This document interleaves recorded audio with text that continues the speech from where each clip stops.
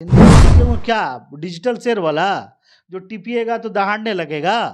Digital शेर किसको कह रहे हैं आप? डिजिटल शेर मैं आकाश आनंद जी को कह रहा हूं सर कि वो डिजिटल शेर है, उनको बटन दाबिएगा तो दहाड़ेंगे। और रियल जो शेर होता है वो दहाड़ता नहीं है, खा भी जाता है। जो हमारे चंद्रशेखर आजाद हैं उनके दहाड़ से ना लोग सिर्फ डरते हैं बल्कि बहुत बहुत लोगों का खा भी जाते हैं। तो कांसीराम साहब का मत था कि राजा आज जो है देश का राजा रानी के पेट से नहीं बैलेट बॉक्स से निकलेगा। लेकिन आज क्या हो रहा है, वंशवाद हावी है और इससे एक अछूती पार्टी मानी जाती थी कि बसपा जो है कांसीराम साहब के बातों पे चलती है।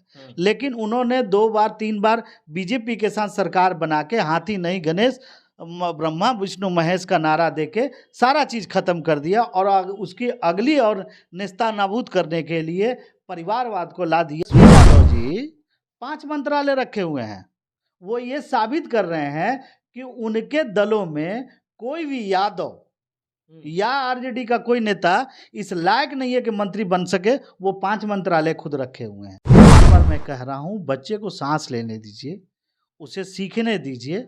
आप लोग इस तरह से सवालों की झड़ी लगाएंगे तो नर्वस हो जाएगा। उसे होने दीजिए, हो सकता है ये अच्छा भविष्य हो, सीखने दीजिए। मैं आप लोगों से यही अपील करना चाहता हूँ, बच्चे को तंग मत कीजिए। आज़ाद समाज पार्टी के राष्ट्रीय अध्यक्ष और भीम आर्मी चीफ चंद्रशेखर आज़ाद जिस प्रकार से युवा हैं, पूरे देश भर में जो है वो 85% का नेतृत्व कर रहे हैं। इसको देखते हुए बीएसपी में भी मांग उठ रहा था कि भाई बहन जी जो है वो अब काम करने में चाहे कहीं आने जाने में निष्क्रिय हो गई हैं, इसलिए जो है वो पार्टी का बागडोर जो है वो आकाश आनंद को सौंप देना चाहिए। और ठीक इसी प्रकार से हुआ, अब पार्टी का जो बागडोर है वो आकाश आनंद को सौंप दिया गया। लेकिन यही सवाल आखिर जो है वो सवाल बना रहा है कि क्या अब पार्टी का जो नेतृत्व है, आला कमान जो है वो इस वक्त आकाश आनंद के हाथों में सौंपना सही है या गलत। इसी विषय पर बात करेंगे। बात करने के लिए हमारे साथ हैं डॉक्टर साहब जो काफ़ी जो है वो बेबाकी से अपने राह रखते हैं, आज़ाद समाज पार्टी के बिहार प्रदेश प्रवक्ता भी हैं। डॉक्टर साहब, जिस प्रकार से आकाश आनंद को सत्ता सौंपा गया, क्या यह सही था अभी वक्त में या उनको अभी काम करना चाहिए था पार्टी में? सबको दर्शकों को क्रांतिकारी जय भीम।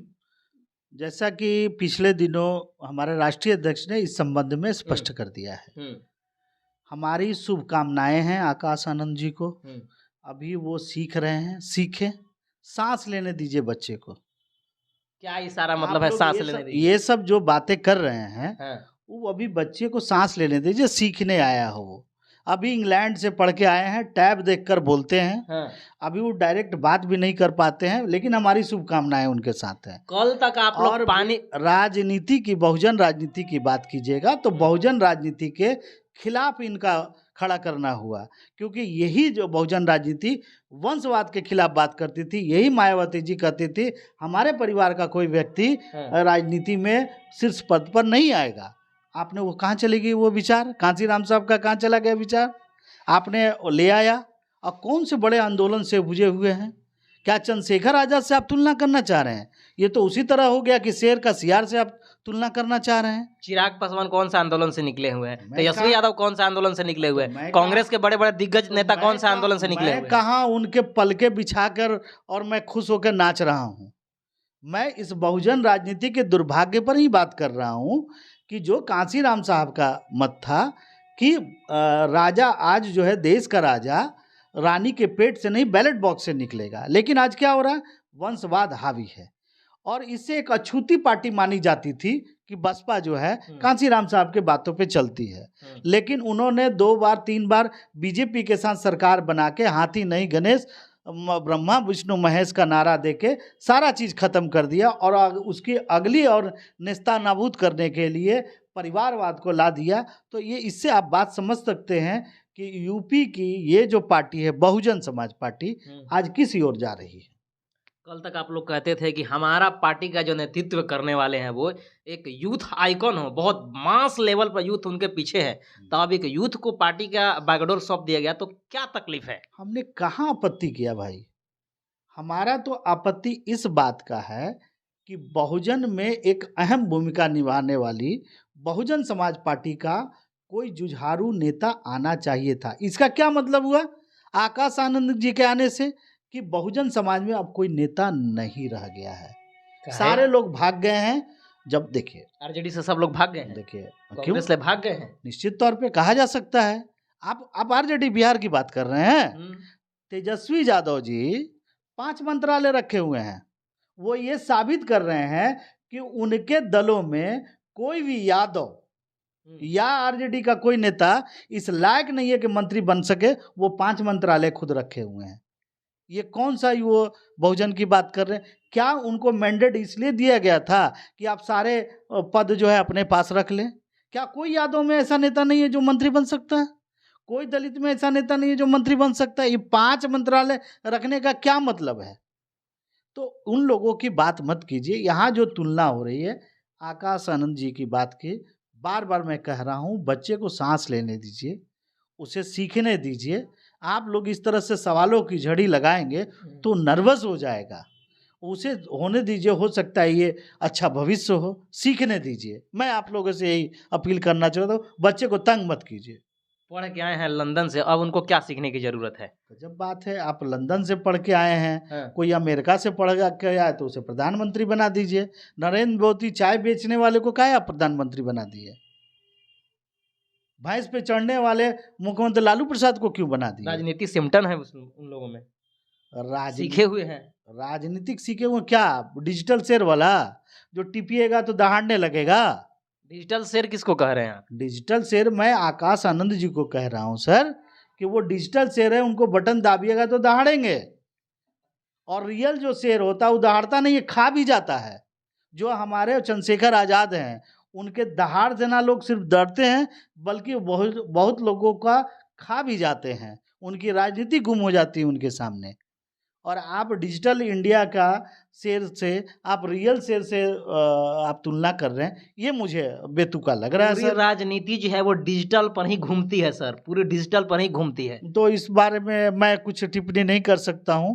आप उनको जो है 1-2 और डिजिटल नेता ला के बहुजन समाज पार्टी को आगे ले जाए। जब दलित की हत्या होगी, बलात्कार होगा, बेदखल किए जाएंगे ज़मीन से, तो ये लोग जो है वहीं से रडार से, अब ज़मीन पे तो ये लोग आएंगे नहीं, चूँकि लंदन से पढ़ के आए हैं, तो ये लोग वहाँ से प्लेन पे से ही गोलीबारी ये लोग करेंगे और दुश्मनों का सफाया करेंगे। सड़क पर भी उतर रहे हैं, काम कर रहे हैं सर, ऐसी बात नहीं है। आप इतना जो उनका पक्ष ले रहे हैं, मैं पक्ष आपको नहीं, कुछ मैं पैसा मिला हुआ है। देखिए यही दिक्कत है। अगर सवाल करिए तो सवाल से लोग भागने लगेंगे और मीडिया पर जो है वो आरोप लगाने लगेंगे। नहीं, मैं ये कहना चाहता हूँ मीडिया महोदय कि मैं बार बार कह रहा हूँ कि शुभकामनाएं हमारी, उनको सांस लेने दीजिए। हम भी उनके प्रति सहानुभूति रखते हैं। एक सवाल मेरा है, गठबंधन काहे नहीं करते हैं आप लोग? गठबंधन हाँ? गठबंधन क्या होता है? किसी का कॉलर पकड़ के गठबंधन होता है?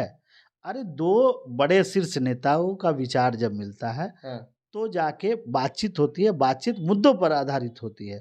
अगर मुद्दों, शेयरिंग, सारा चीज़ पे बात होता है तो गठबंधन करने से परहेज कौन कर रहा है? अभी तो बीजेपी जैसी पार्टी 23-26 पार्टियों से गठबंधन करके आज सरकार में। गठबंधन तो आज की सच्चाई है। बात है कि गठबंधन किन शर्तों पे हो रहा है। शर्त होना चाहिए निश्चित तौर पे। बिना शर्त के आप किसी के साथ बेईमानी, जो आप आज़ादी के 70 सालों से आप जो ये बेईमानी कर रहे हैं, जल जंगल जमीन संसाधन हमारा और अमीर कोई और बना हुआ है, इस बात का न्याय कौन दिलाएगा? गठबंधन करना मामला नहीं है, सत्ता में जाना मामला नहीं है। बात हिस्सेदारी की है, पॉलिसी की है, नीति की है। आपने आज 70 साल हो गए, आज तक आप गरीबों का फ्री चिकित्सा मुहैया नहीं करा पाए। आज भी लोग मर रहे हैं। शिक्षा को आपने कमर्शियल कर दिया, बेचने का काम कर रहे हैं। गरीब आज कोई अच्छा तकनीकी शिक्षा नहीं कर पाता है। तो ये सब चीज़ों को देखना है, समझना है।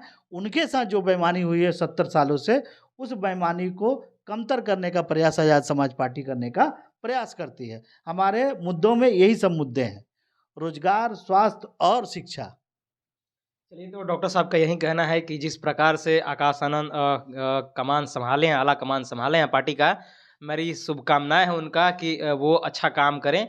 और गठबंधन पर भी हमने बात किया, तो गठबंधन पर भी सर का कहना है कि अगर आज़ाद समाज पार्टी का बहुजन समाज पार्टी शर्त मान लेती है तो आने वाले समय में निश्चित ही गठबंधन होगी। बात के लिए राष्ट्रीय अध्यक्ष हैं, राष्ट्रीय कमेटी है इसके बारे में बात कर रही है, उसके बारे में सोच रही है। हम लोगों का एक तो कयास है कि अगर मुद्दों आधारित अगर गठबंधन होता है तो क्या दिक्कत है? हम लोगों को कोई दिक्कत नहीं है। हम लोग बहुजन मिशन के लोग हैं, तो हम तो चाहेंगे कि ये मिशन जो है मजबूत हो। तो डॉक्टर साहब की बातों को आप किस प्रकार से देख रहे हैं? अपनी प्रतिक्रिया जो है वो कमेंट बॉक्स में कीजिए। बाकी हमारे चैनल पर आप पहली बार आए हैं तो चैनल को सब्सक्राइब करें, वीडियो को लाइक करें, शेयर करें, पेज पर देख रहे हैं तो पेज को लाइक करें, फॉलो करें। मिलते हैं अगले खबरों के साथ, तब तक बहुत बहुत धन्यवाद। जय भीम।